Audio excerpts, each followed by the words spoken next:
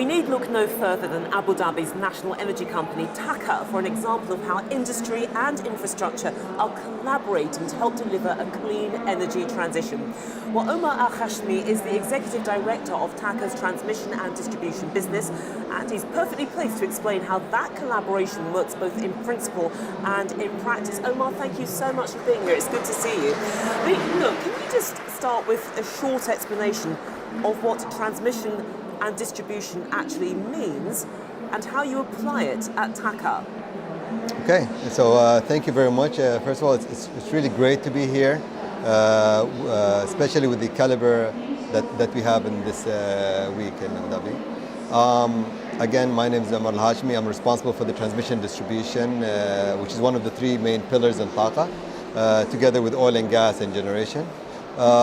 Today, TAQA is one of the largest integrated utility companies in the Middle East, Europe and Africa. We're kind of like number 10 by regulated asset base.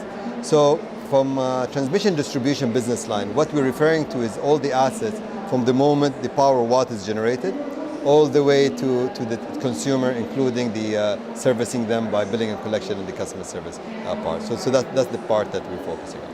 Okay, so thank you for that. Now, given what you've just said, why is infrastructure so important in delivering the energy transition? We're talking about energy transition, but we now have to make it happen. So where does infrastructure fit into that transition equation?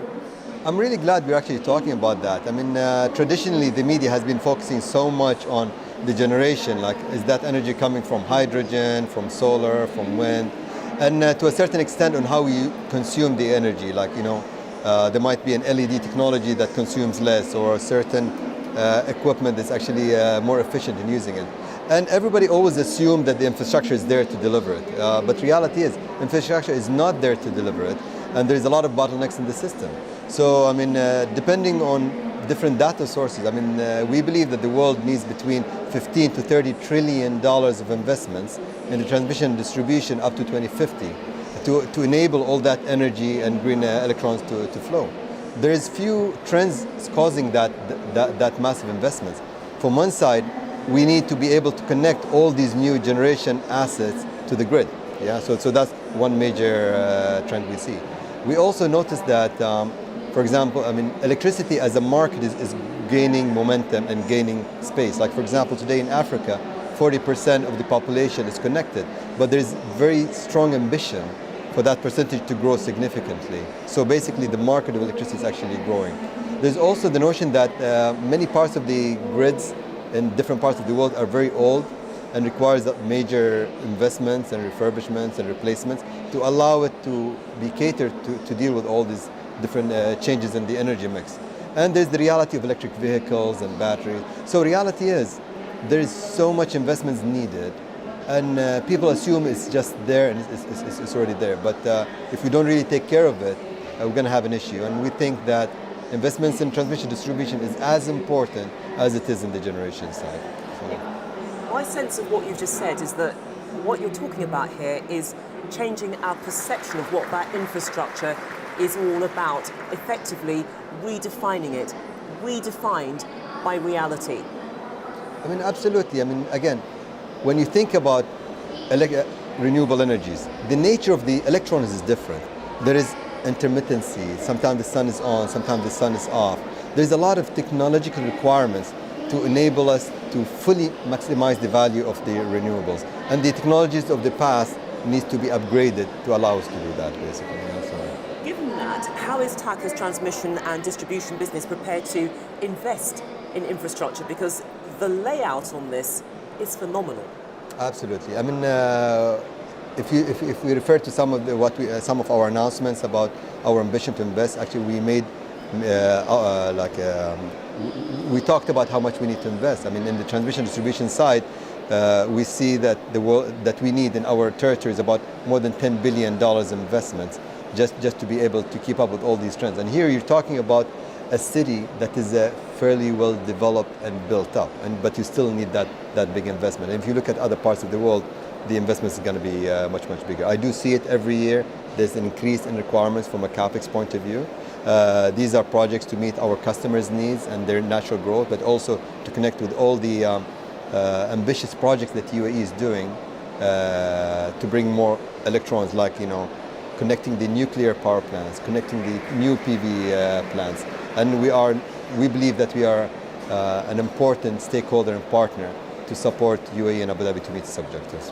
And also as well, very briefly, we've been talking or referencing demand-side management, DSM. Now, it's seen as a key part of decarbonising the energy sector. So, in very simple terms, what is DSM? Why is it so important to that decarbonisation process? And more specifically, what is TAQA doing within that space? Sure. That's a very good question. Thank you so much. So DSM is basically a notion of how we can consume smarter, right? It has many different pillars associated with it. Some elements might be about better awareness. Like sometimes if you just know that you don't need to keep the heater on the whole day, if you only need to take a shower once a day, that reduces your consumption. If you know that if you keep the fridge a little bit open, it increases consumption. So part of it is just knowing the proper way to consume the power without really affecting your lifestyle. So that's one big important point in DSM. But also retrofit is a very big agenda for us. Reality is, the government, they're doing a lot of effort to try to improve the codes of building. Now you see the new buildings are built in a much more efficient way, and insulation and all that kind of stuff. But reality is, a lot of our cities have been built a long time ago. So although a lot of these regulations support the new building, we need to have solution for the older building.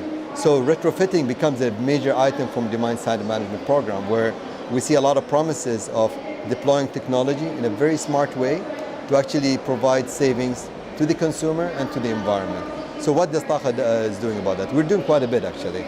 We created a company called ADS, Abu Dhabi Energy Services, which acts like a super ESCO or a market maker for the energy services market. So what they do is they try to develop projects, and they create a tender in the market, and they provide financing solution, because some of these deals are non-financeable from a traditional banking point of view. So we provide that platform that allows that business to happen. Demand-side management is very good from an economic point of view. It creates jobs, it reduces cost, it employs people. So it's actually a very good thing that you can do, where it's actually a win-win-win to everybody. Okay, good note on which to end. But Omar, we have to leave it there. Thank you so much for joining us. But that was Omar AlHashmi, who's the Executive Director of TAQA's Transmission and Distribution Business. Thank you very much.